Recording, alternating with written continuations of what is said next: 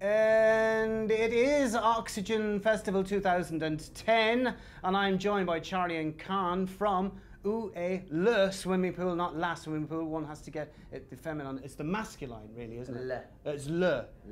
So it's the masculine, not La Swimming Pool. Well, yeah, we like to be masculine. Okay, guys, I know you've been asked this 1,000 times before. I'm going to ask it 1,001. You can give me a very short answer. What's the story with the name?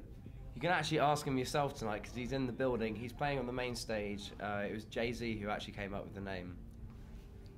That's a brilliant answer. Whether it's the truth or not doesn't matter at all. Elaborate. True stories. We were in Psalm Studios in West London, and Amanda Ghost came in with Jay, and we were recording a few tracks there. And then it was a bit weird, the whole situation. It was in the kitchen, and then they said hi, da-da-da. And then we were messing around with some French instruments, and then it kind of went from there. Où est la piscine, où est la swimming pool? There you go. So Jay-Z named your band? That is very, very, very so cool. many people find it hard to Oh my believe. God! Yeah, it's kind of like to me, it's kind of like they trot this one out, or it's a different story every day. Trot this one out. Yeah, because you're just so sick of telling people. Anyway, guys, you're from Camden. I used to mooch around Camden years ago, playing in bands and all that kind of stuff. Is it still a vibrant scene, and why are you living there? I think we live there because it's so easy to get crack.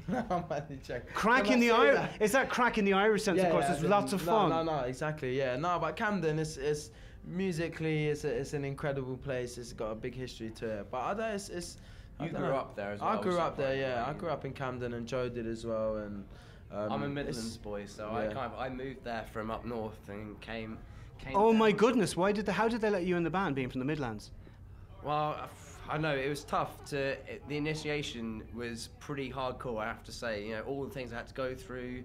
You know, streaking at the Emirates. You know, all the classics, and it was all his fault as well.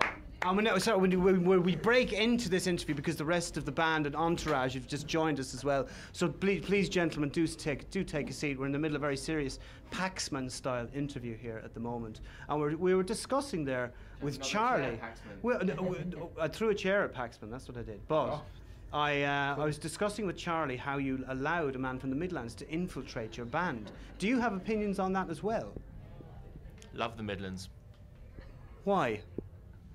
Because he's from there, and I just think that anywhere that a place that Alex comes from must be a great place, full of great people, and that's it. That's it. Okay. All right. Fair enough. Listen. You don't want to be. A lot of people talk about you in terms of 80s revivalists and all that kind of stuff, but you'd rather be put in the same bracket as bands like Falco. Hell yes. Big fan of Falco. Rock Me Amadeus, that's all you need to say. Rock Me Amadeus. Howard Jones? Howard Jones. No idea. Go on. Let's get a little. Does anybody love anybody anyway? Whoa. Whoa. Whoa. Hey. That's it, you see now, so that's all your influences sorted out then. And so I believe there's lots of things happening. You're from the UK, obviously. You're from London. But things around the world seem to be overtaking your own careers on your own doorstep. Yeah, well, it's picking up. We're doing it all independently. We're doing it all ourselves. And the first single was picked up massively in Australia. Yes, it has come. In Europe. And yeah, it's I don't know where it's come from, to be honest. But it's just... Good songwriting. It's gone AWOL. A sensible answer from Charlie from the Midlands there as well. Yes, good songwriting. Yeah, they're loving it. They are loving it. Loving it. Yeah, loving like this. Yes, and you toured with La Roux recently. I would imagine La Roux is a slightly tricky customer, but what's she like to spend some time with? She's even trickier. She's like Où est la Swimming Pool, but not quite as good. Oh, really? That's an interesting concept.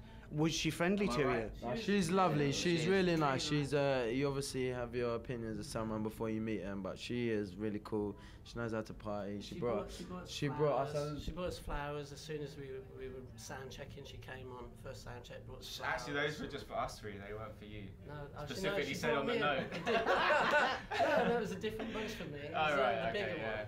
The dead roses. I saw them. Yeah, okay. We never had a thing, So tell me about this. I'm not going to ask you about the bands that you like, what bands you're listening to these days. What bands don't you like at the moment? Little Boots. Little Boots, that's one. I Oh, no, absolutely hate Little Boots. Are you aware of her? Yes, absolutely. And if you refer to her as Little Boots, you'll throw one at you. Anybody else apart from Little Boots, they can be dead or alive. Her boyfriend. Is he alive? Is he? No, I'm sorry, we're in Dublin, but I hate Bono.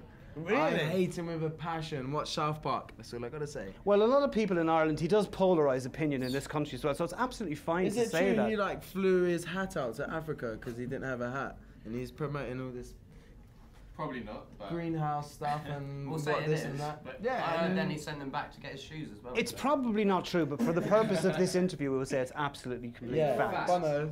You heard it here first. So that's it. Little Boots and Bono, everybody else you can live with. That's absolutely fine. Little And Boots is Bono's nice. Little boyfriend. Boots is cool, man. We don't know. Isn't I his think- wife going to be like Prime Minister or something?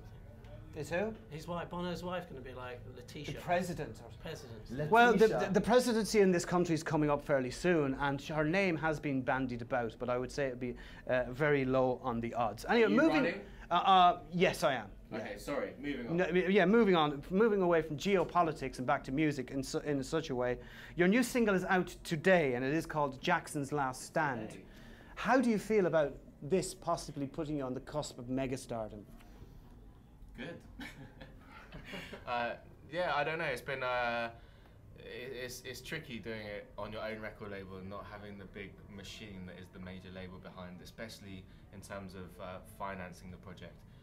But it's growing steadily and reasonably rapidly, and it's all really good. We're picking up a lot of fans, and it is nice to also at the same time as it's growing here, getting out to Europe, and so far so good. Very happy. It's a lot more satisfying as well doing it yourself and being independent, you know? And you will make an awful lot more money if it becomes successful as well. This is the truth. And you're going to Australia very, very soon as well. And this all works in the kind of the independent milieu of the way music works now. If you're on a major label, that would be most unlikely that they would give you money to go to Australia. But things are happening out there. And when are you going to Australia? We are going at the end of September for, we're playing 5 or 6 gigs in a tour called Park Life, which is in the main cities in Australia, and that should be Bono himself. Bono, what's going down? I'll talk to you in a minute, please. I'm talking to some mega rock stars here. Yes, anyway, listen, lads, we'll wrap it up there, and welcome to Ireland, and all the best for the future. Good luck with the new single, and I believe you're going to give us a tune. What's it going to be called? We're going to play the single called Jackson's Last Stand. Yeah, that's it. And just to say we love you, Ireland. Today's gig was incredible. We love you. Mwah! Oh, boy!